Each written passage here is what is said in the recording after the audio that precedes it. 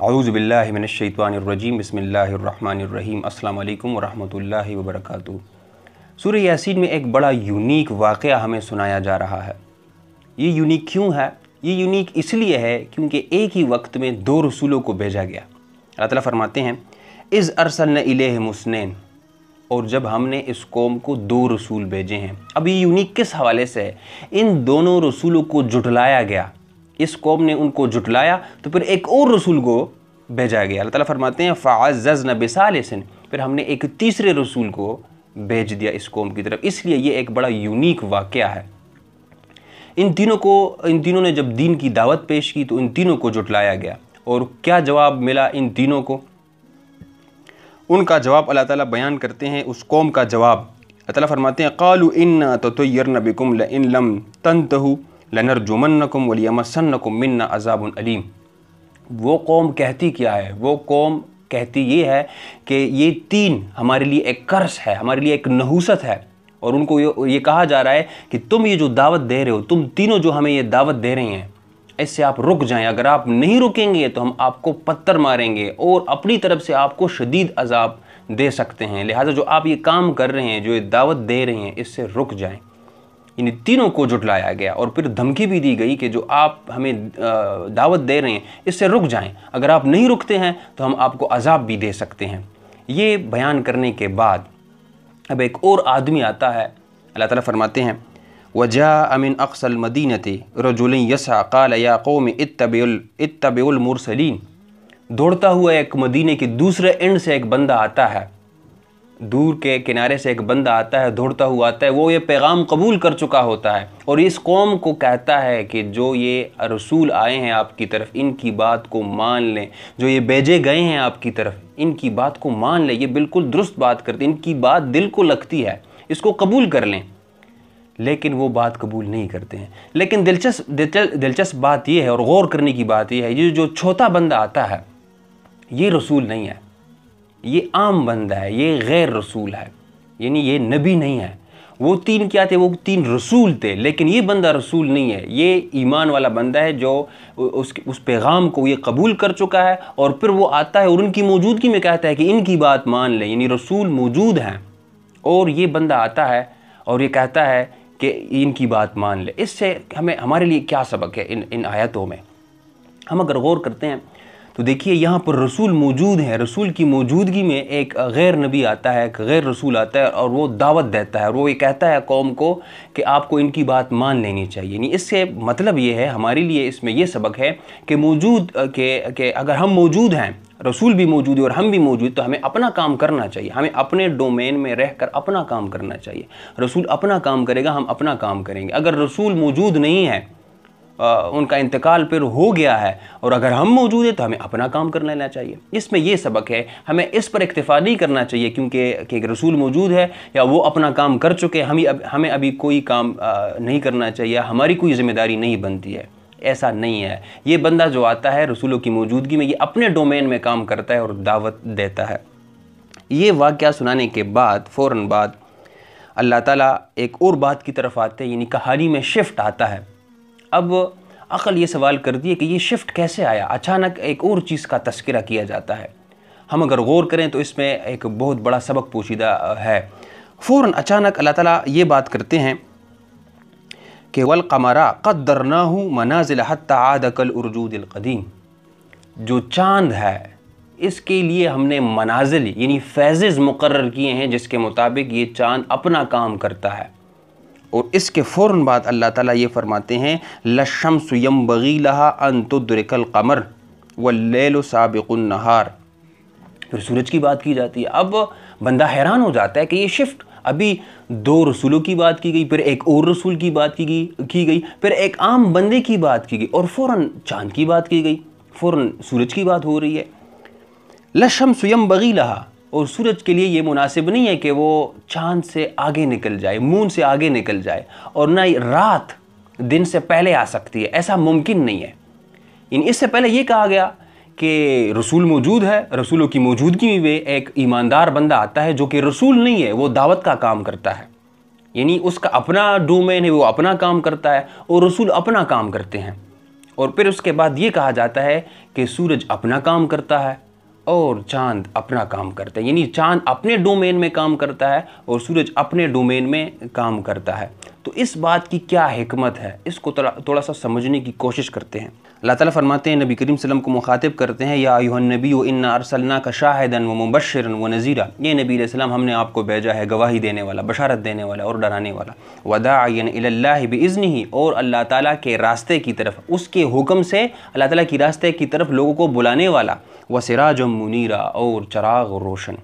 اب دیکھیے، غور کریں، نبی کریم صلی اللہ علیہ وسلم کو سراج کہا جا رہا ہے، روشنی دینے والا۔ اب جب بھی قرآن مجید سورج کی بات کرتا ہے تو سورج کے لیے قرآن مجید سراج کا لفظ استعمال کرتا ہے۔ اب کہانی کو ذہن میں رکھیں، اس امیجری کو ذہن میں رکھیں، 3 رسول آئے، انہوں نے اپنا کام کیا، اور ایک غیر رسول آتا ہے، وہ اپنا کام کرتے ہیں، وہ اپنے ڈومین میں کام کرتا ہے، اور وہ 3 رسول اپنے ڈومین میں کام کرتے ہیں۔ پھر ہمیں یہ بتایا گیا کہ چاند اپنے ڈومین میں کام کرتا ہے، اس کا اپنا ایک کام ہے، اور سورج کا اپنا ایک کام ہے، الگ الگ کام ہے۔ پھر اس کے بعد یہ کہا گیا کہ نبی کریم صلی اللہ علیہ وسلم ہمارے لیے سورج کی طرح ہے، یعنی نبی کریم صلی اللہ علیہ وسلم کا موازنہ، کمپیریزن سورج سے کیا جا رہا ہے، اور مومنین کا موازنہ چاند سے کیا جا رہا ہے۔ اب دیکھیے، جب سورج کی روشنی موجود ہو،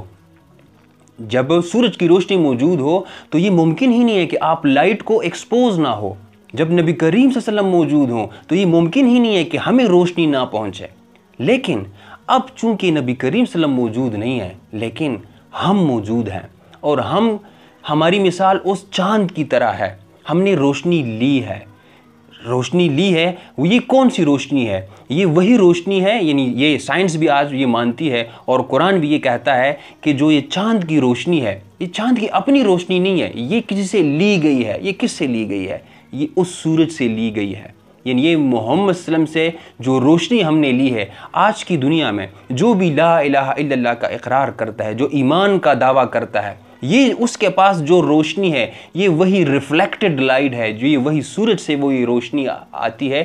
یعنی یہ نبی کریم صلی اللہ علیہ وسلم نے جو روشنی دی تھی، جو بھی کلمہ گو ہے، جو کہتا ہے کہ لا الہ الا اللہ محمد رسول اللہ، یہ روشنی اس کے پاس جو ہے، یہ وہی روشنی ہے جو محمد صلی اللہ علیہ وسلم نے اس دنیا کو دی تھی۔ لہٰذا جو چاند کی روشنی ہے، چاند کی اپنی روشنی نہیں ہے، یہ سائنس بھی آج مانتی ہے، یہ وہ روشنی ہے، یعنی ریفلیکٹڈ لائٹ سے ہم کہتے ہیں، یہ سورج سے لی گئی روشنی ہے۔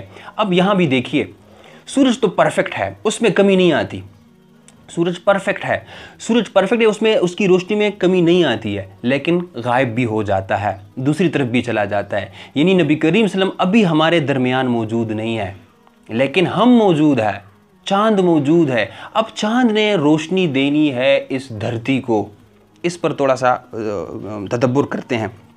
ہم یہ مانتے ہیں، اور سائنس بھی یہ مانتی ہے، کہ سورج جو ہے وہ کمانڈنگ پوزیشن میں ہے، سولر سسٹم میں، نظام شمسی میں جو سورج ہے یہ کمانڈنگ پوزیشن میں ہے، اور چاند اس کو فالو کرتا ہے۔